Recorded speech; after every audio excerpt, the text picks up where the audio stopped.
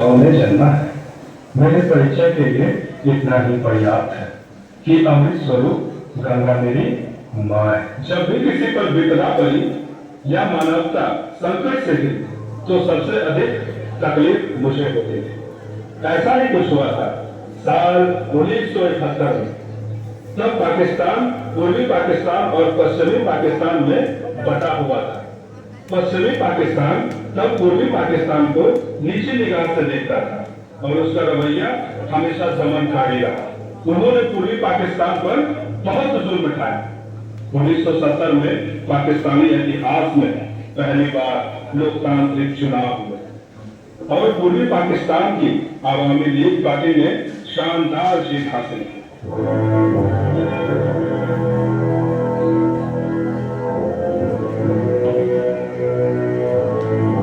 पूर्वी पाकिस्तान की हालत बिगड़ रही है। हम ऐसे में हाथ पे हाथ धरे नहीं बैठे रह सकते।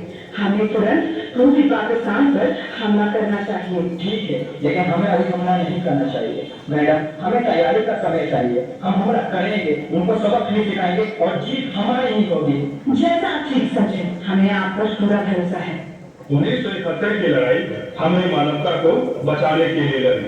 हम खड़े थे मजलूमों के साथ। हम खड़े थे उन लोगों के साथ जो पश्चिम पाकिस्तान में अत्याचार से करा गए थे।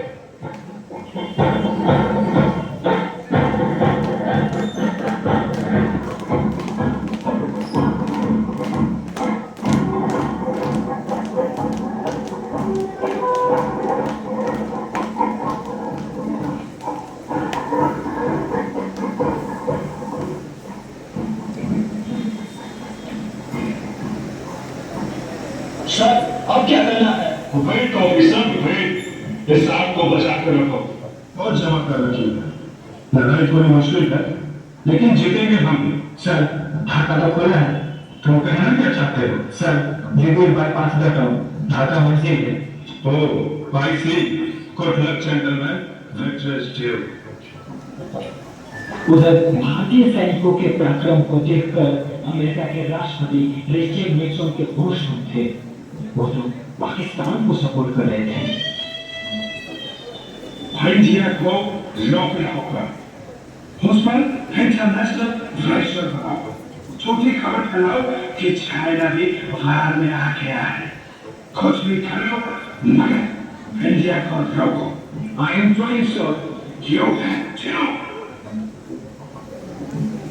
और अमेरिका ने यूएन सिक्योरिटी काउंसिल में युद्ध विराम और भारतीय सेना को वापस लौटने का प्रस्ताव पेश कर दिया, जिसे रूस ने वीटो कर दिया।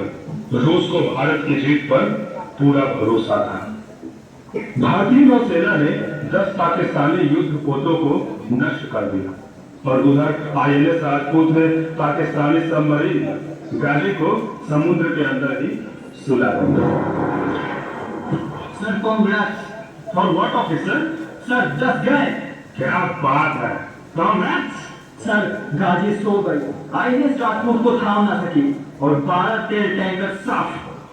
Well done officer, well done.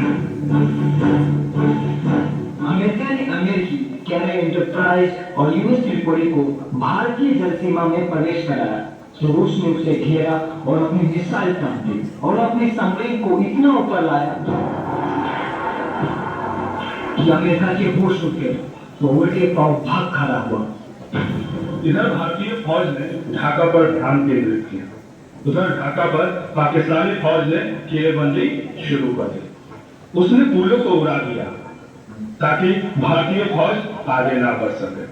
तब आसमान से हमने अपने पारा कमांडोज उतारे। उसको देख पाकिस्तान की हालत खराब। इधर भारतीय फौज ढाका के अंदर बांग्लादेश मुक्ति बाहिनी के लड़ाकों ने भी पाकिस्तानी फौज के नाक में दम कर रखा था। उधर जनरल नियाजी के कमरे में कुछ समझ नहीं आ रहा। वहां से कोई खबर भी नहीं आ रही। अमेरिका भी कुछ नहीं बोल रहा। सालों ने हमें मारने के लिए छोड़ दिया।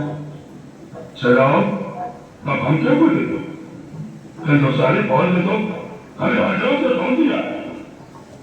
हमारा सब कुछ बर्बाद हो गया। हम तो बुरी तरह फंस गए जनाब। अब हमारा क्या होगा? लेफ्टिनेंट जनरल JFR जेकब मियाजी के पास पहुंचे और उन्हें सरेंडर ड्राफ्ट पढ़कर सुनाया। आपके पास आधा घंटा है, आप सरेंडर कर दीजिए, हम आपकी सुरक्षा करेंगे। अगर आप सरेंडर डॉक्यूमेंट पर साइन नहीं करेंगे तो इसके बाद जो होगा उसके जिम्मेदार सिर्फ आप होंगे। मात्र आधा घंटा। Good luck. What's your decision? ठीक है। 16 दिसंबर 1971 शाम 4:31 पर हम भारतीय हैं। 1971 की लड़ाई में दुनिया को दिखा दिया कि भारत मानवता के साथ खड़ा है। हमने यह युद्ध मानवता के लिए लड़ा। हम हमेशा अपनी कुर्बानी देंगे ताकि जीता रहे अपना वतन और जीती रहे इंसानियत। हमारा यह पूरा परिसर देशभक्ति से ओतप्रोत हो गया है। इनकी शानदार प्रस्तुति के लिए जोरदार तालियां।